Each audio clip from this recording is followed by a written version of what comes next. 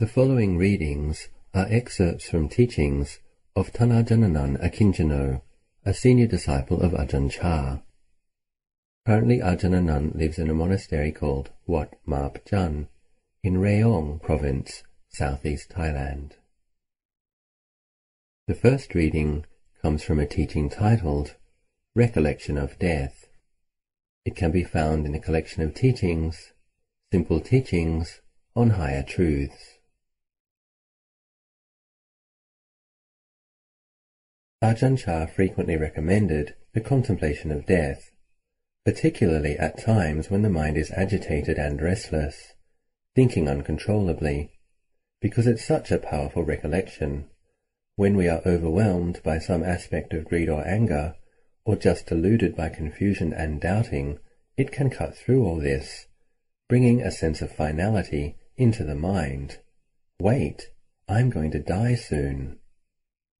It will cut through all those other less important, secondary thoughts that are bothering the mind at that time. This is a very useful meditation technique. We can practice the recollection of death by contemplating the uncertainty of our lives and the certainty of death. We continuously reflect that having been born, we must also die. Hearing news of death and loss, we can likewise reflect upon our own mortality. Suppose that the global human population amounted to 6 billion people, of whom 60 million died every year, 600 million every decade. If there were no new supplementary births, then within a century the entire population of the world would have passed away, all 6 billion people. However, because there are additional births replacing those who have died, we fail to see the presence of death. Except for those terrible events that stem from natural disasters, when great numbers of human beings die through events such as these. We can reflect that we too must also die, that we cannot escape from death. When we contemplate the Dhamma, however, we have to do it the correct way. Reflecting on impermanence and the uncertainty of life, we might get to the point where we see that all of us must come to the same end. There is no way around this, for ultimately we all have to die, but it's important that we contemplate in a skillful way, arousing urgency and energy in the practice. The contemplation should be developing mindfulness and wisdom, bringing the mind to greater peace. If it is done unskillfully, it can bring depression, seeing life as meaningless. And if we have that kind of negative reaction, then we have to stop and realize that it isn't going in the right direction, that it isn't bringing the correct results. So as we contemplate and practice the Dhamma, we have to always look at the results of what we are doing to gauge whether we are practicing in the correct way. If there is more energy, more effort, more peace, then that's the sign that it's going in the right direction.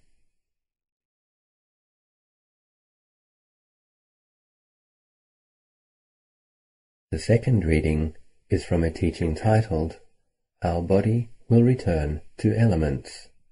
It can be found in a collection of teachings, Sotapatimagga, the Path of the Sotapanna.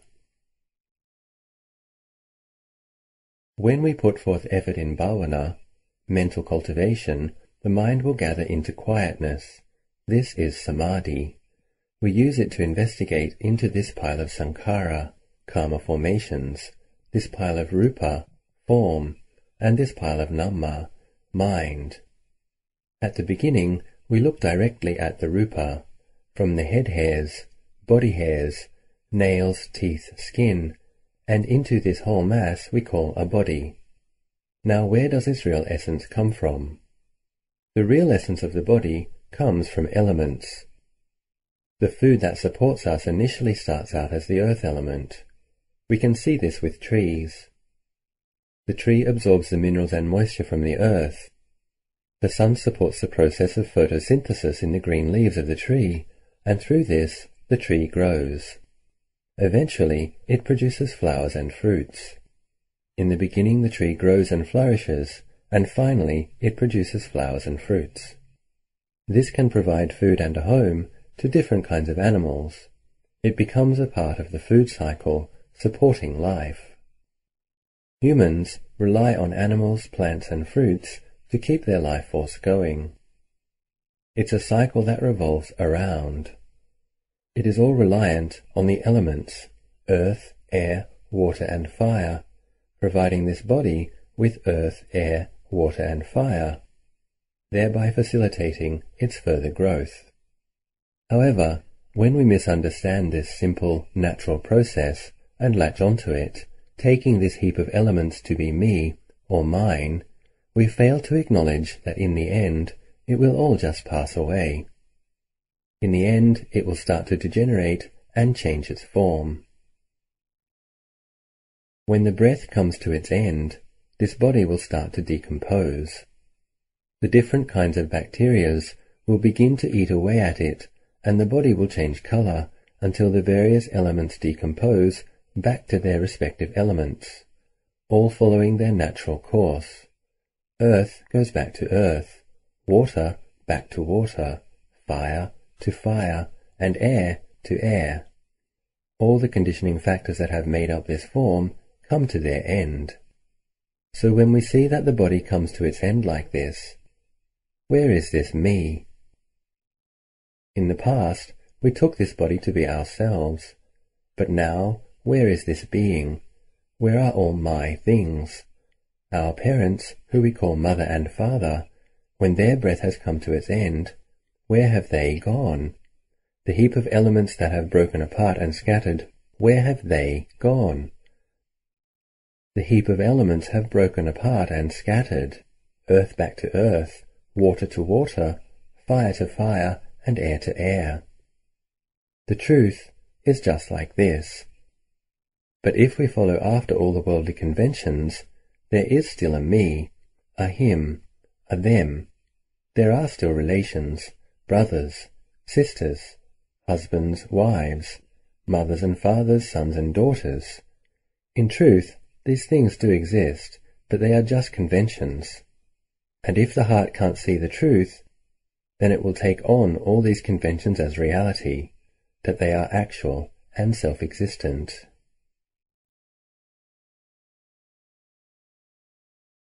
The final reading is from a detailed, lengthy teaching titled Marananusati, and it can be found in the collection of teachings called Seeking Buddho.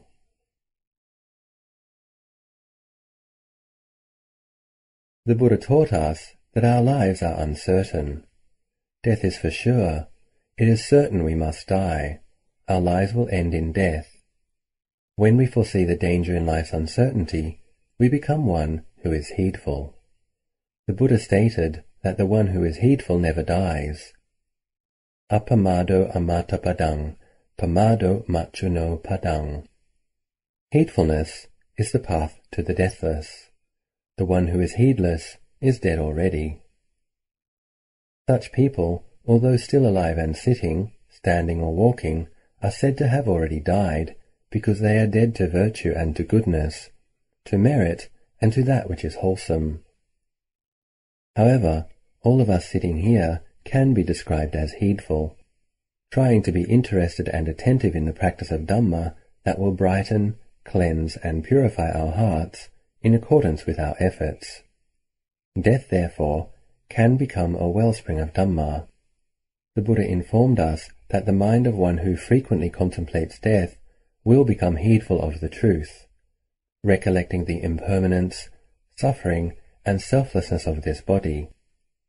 Just this subject of death, then, can become a basis for our meditation, a foundation for our practice that we cannot overlook. If we frequently practice Marananusati, contemplating death as a meditation theme, our minds will become heedful of life's uncertainty and the certainty of death. We have to die for sure. This life will end in death. Some people, after conception, die in the womb. Others pass away after a couple of months or a couple of years, or after reaching the age of 10 or 20. This we can observe for ourselves. Our human lifespan, therefore, is uncertain. Some die young, and others die old. If we contemplate death in this way, then whatever power and prestige one may possess, whatever riches, rank and renown, whether a prince or a pauper, a beggar or a billionaire, even great and mighty kings, we can see that death grants no exemptions. Even our supremely enlightened Lord Buddha, the Mahapurisa, the champion of the world, the refuge of all beings, fully endowed with the virtues of wisdom, great compassion, moral discipline, and absolute purity.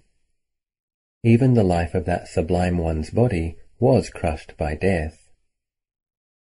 Will we then, as ordinary people, not yet possessing the wisdom, purity, power, and might of a Buddha, escape death and the danger inherent in death? Will we not have to be parted from all that we love and delight in? I myself will not escape death. It is beyond the ability of anyone. I consider my life to be uncertain, whereas death is a certainty. Consequently, everyone in this world is in the same predicament. Nobody can escape from death. Death will envelop us all, ending in separation from everything we love and cherish. All our wealth and possessions are gained with great difficulty. Some people amass a great stash, but are afraid to put it to use, whereas others are thrifty misers and hoard their wealth away. When they pass on, these goods and riches are unable to bring them any benefits. Why do we act like this? Because, like children playing in a garden as a blazing fire approaches, we do not yet see the danger closing in. Most of us are like these children, having fun and frolics. We are unaware of the threat, unaware of the danger closing in, creeping slowly, relentlessly upon us second by second, minute by minute. That is, old age, sickness, and death. In the end, death comes to separate us from our bodies. However, it does not just part us from our own bodies. It also parts us from our children and spouses, our parents and relatives. Death separates and takes away that which we most love. How is it possible that death can take these things away from us? For the reason that these things are not within our power to control. Separation through death is a natural law. The law of death is a force of nature. After hearing the teaching of the Buddha, Venerable Ajahn Achalo saw the truth because he understood how all things naturally arise and pass away. The meaning of all things here is everything that exists, everything that is subject to the conditions of impermanence, suffering, and not self, where no self or soul or person or being or me or you can be found. Venerable Ajahn Achalo saw his body as impermanent, suffering, and not self, as arising and ceasing, as being without a being. When one understands these natural conditions, as did Ajahn Achalo, it is called attaining the vision of Dhamma. That is, he saw the physical body according to reality. When the world is seen according to reality, the vision of Dhamma arises. This is a profound transformation. The heart is transformed from that of an ordinary person. It changes from a Kalyana jhana to an Arya jhana, from just simply a good person to a noble one. When the Dhamma is seen, it is just this Dhamma which makes the heart noble. How is it that the heart becomes noble by seeing the Dhamma? It is because of being heedful, like Venerable Ajahn Achalo. Before the Buddha's enlightenment, Venerable Kondanya was diligent in serving and ministering to the Bodhisattva for 6 years. However, after he saw the Buddha to be partake of nourishing food, Venerable Kondanya shunned him and ran away, believing it unlikely that the Buddha would attain to any lofty spiritual realization. Although Venerable Kondanya renounced the Bodhisattva, he did not abandon his own practice. He was possessed of faith, and having already put forth effort, to build and perfect spiritual qualities, he realized that by continuing to cultivate Dhamma in this way, his heart would likely gain a firm spiritual foundation, a natural source of confidence and purity. Therefore, I would like to encourage you all to thoroughly investigate this subject of death. The contemplation of death, skillfully cultivated as a basic meditation practice, naturally brings many benefits. All anxiety, worry, and worldly concerns will inevitably be eliminated from our hearts as a matter of course. For this reason, then, we should all put forth effort in our meditation and try to make the investigation and contemplation of death firm in our minds. Try to develop this meditation as much as possible, investigating with determination and resolution for the sake of good results.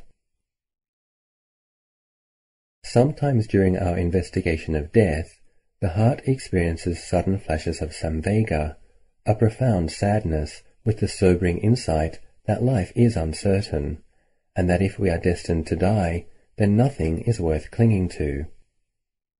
With the arising of samvega in the heart like this, it can be said that our contemplation of the meditation theme is correct and proper. If our mind experiences sudden moments of calm, which then turns into wayward thinking, this shows that the mind is concentrated to the level of khanika samadhi. If the calm in the mind goes deeper than this, which, when applied to the contemplation of the meditation theme, arouses feelings of samvega and spiritual rapture, the samvega arising only momentarily, leaving behind an experience of deep bliss, peace, and serenity, then this indicates that the mind is entering upacara samadhi. This is a samadhi which is almost solid, sustained for long periods of time, and where body and mind are light and tranquil. If we use our minds to frequently contemplate in this way, then solid concentration will arise as a matter of course. This can be called cultivating wisdom to develop samadhi. That is to say, we contemplate using the mind to see impermanence, suffering, and not self, to see that this body will have to die. To arouse the theme of death in the mind, we must use our memory of those things we have heard and remembered to guide our contemplation. As the mind converges, it gradually calms down, advancing in stages from khanika samadhi to upacara samadhi. As proficiency in samadhi increases, the contemplation of death becomes more skillful and effortless accordingly. In my own practice, I used Marananusati, the contemplation of death, as my first basic theme of meditation. I made an effort to recollect death all the time. For example, sometimes I would watch children playing football, observing their delight in the world and their experience of pleasant, desirable moods. I would reflect, these, our bodies, cannot be taken for granted. Do those people who come looking for entertainment and distraction realize that death is creeping in on them? I, too, am no exception.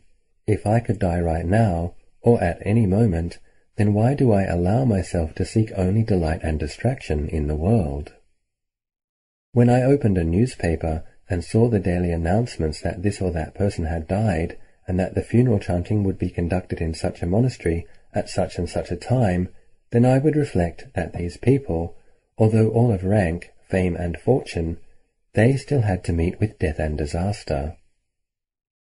Previously, they were alive, just as I am now, and in the end, like them, I naturally will have to die. Contemplating in this way, the mind became calm and samvega arose. This is called making an effort to develop the recollection of death as a basic meditation practice. The remainder of this talk, Marananusati, can be found in the collection of teachings Seeking Buddho.